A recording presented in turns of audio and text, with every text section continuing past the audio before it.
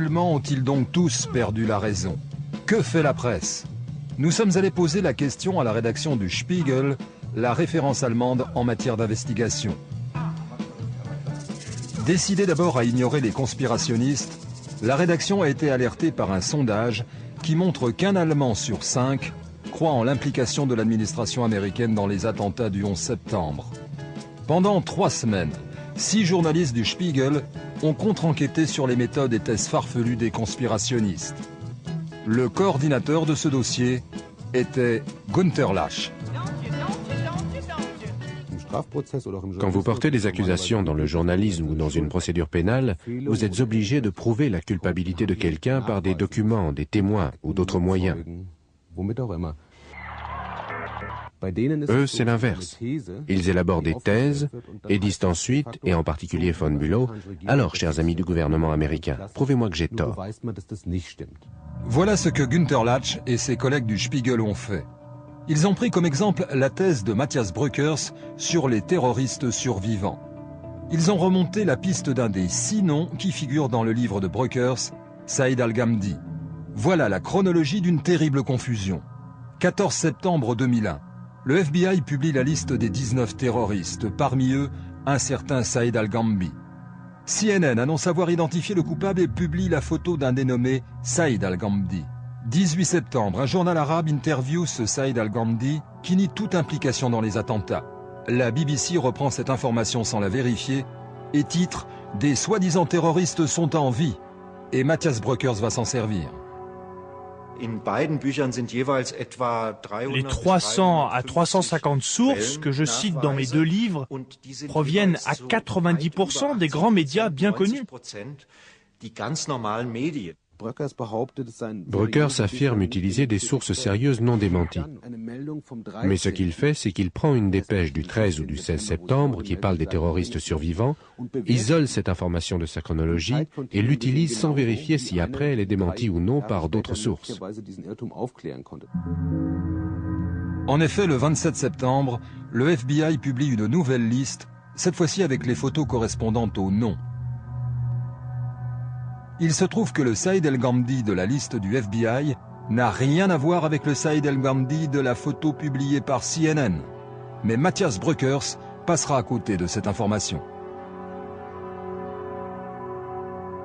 Je suis un auteur indépendant. Je n'ai pas les moyens de me payer un billet d'avion à 3000 $ pour aller à Riyad et loger 2 semaines dans un 5 étoiles. Si j'étais un journaliste du Spiegel, je pourrais le faire, mais pas en tant que freelance. Ce n'est ni une question d'argent, ni une question de médias, mais une question de méthode. Face à des sources, chaque journaliste doit se demander est-ce que ces informations sont plausibles et ensuite passer un coup de fil à la BBC ou aux États-Unis. Et ça coûte aujourd'hui, avec tous les abonnements préférentiels, à peine 3 cents. Ça devrait être possible même pour le budget de M. Brückers. Mais il ne l'a tout simplement pas fait. Il n'a pas vérifié une seule des histoires qu'il a trouvées sur le net. C'était à eux de faire ce que j'ai fait. Pendant 1 an, ils ont passé leur temps à recopier en transe les déclarations du Pentagone. Pour quelle raison, ça je n'en sais rien.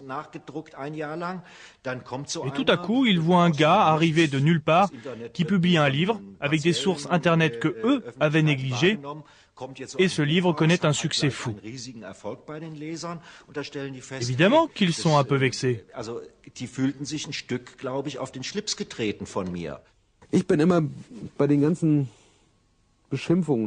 Pour être honnête, je vous avouerai que j'ai toujours un peu mauvaise conscience à traiter les conspirationnistes de fous ou de quasi-fous. Au fond, ils ont un potentiel critique. Ils ont envie de poser des questions, envie de savoir si ce qu'on leur dit est vrai.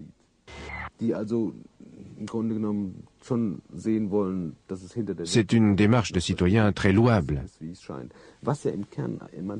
Mais après, ils gâchent ce potentiel dans un merdier sans nom pendant des heures et pendant des jours.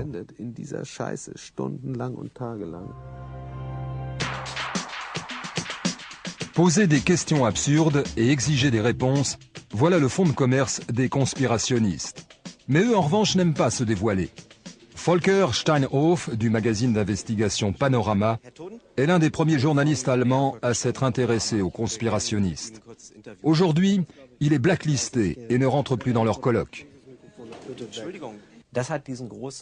Ce qui a profondément énervé les conspirationnistes, c'est que nous étions les premiers, même avant le Spiegel et les autres médias, à ne plus les considérer comme de simples fous. Nous avons décidé de contre-enquêter et de leur amener systématiquement des preuves. Des terroristes survivants, c'est faux, voilà la photo. Et ainsi de suite. So, Sie haben nicht früh genug um eine Drehgenehmigung. Vor 2 Wochen. Nicht, dass ich wusste. Ich habe vor allen anderen Kamerateams mich angemeldet. Also das stimmt nicht. Ich wusste es nicht. Also Bleiben Sie doch mal bei den Fakten. Wollen Sie den kritischen Journalismus einschüchtern? Entschuldigung, ob man Ihnen stellen würde. Rumsfeld! Und George Bush! George Bush! I can hear you! Quand j'ai couvert le 11 septembre à Washington pour la télé allemande, beaucoup de rédactions, même sérieuses comme le journal télévisé, me commandaient sans cesse des sujets très critiques sur les médias américains. À mon retour en Allemagne, beaucoup de gens m'ont tapé sur l'épaule pour me dire « Super, Volker, qu'est-ce que t'as été courageux ?» Mais d'après moi, j'avais été tout sauf courageux. Faire des sujets critiques sur les conspirationnistes demande 10 fois plus de courage que critiquer la politique de George W. Bush. En Allemagne, critiquer les Américains est devenu un sport national, surtout depuis la guerre en Irak. Mais certains Allemands s'offusquent de cet anti-américanisme rampant. Un drapeau américain sur son balcon, voilà la réponse de l'écrivain Henrik Broder aux théories du complot. Les Allemands adorent associer les Américains avec tout ce qui est méchant, vilain et primitif. Et ce ressentiment anti-américain est une sorte de ciment de l'identité allemande. Au fond, les Allemands ne pardonneront jamais aux Américains de les avoir libérés du fascisme.